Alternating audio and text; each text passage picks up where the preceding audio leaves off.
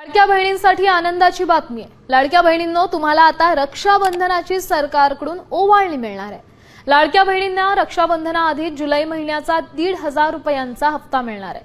लाडकी बहीण योजनेसाठी 319 कोटी 53 लाखांचा तर लाडक्या बहिणींना आता सोमवारी 1,500 रुपये, जुलै महिन्याचे आणि ऑगस्ट महिन्याचे 1,500 रुपये असे 3,000 रुपये खात्यात जमा करण्यात येऊ शकतात। त्यामुळे लाडक्या बहिणींसाठी ही रक्षाबंधनाची ओवाळणी राहणार आहे।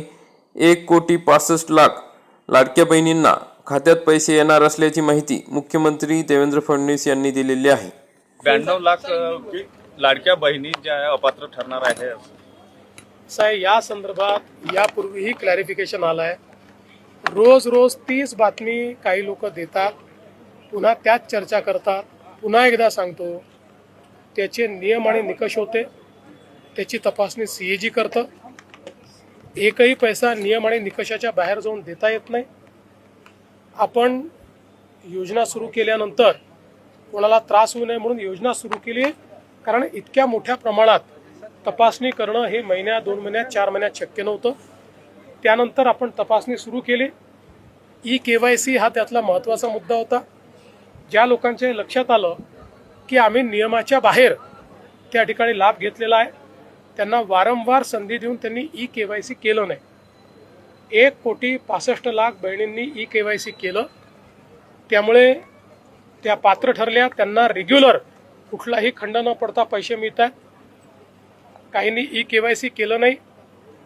अनेक लाखो बहिणींचं त्या ठिकाणी असं लक्षात आलं की इन्कम टॅक्स पेई परिवार आहे, आपल्या याच्यात इन्कम टॅक्स पेई चालत नाही।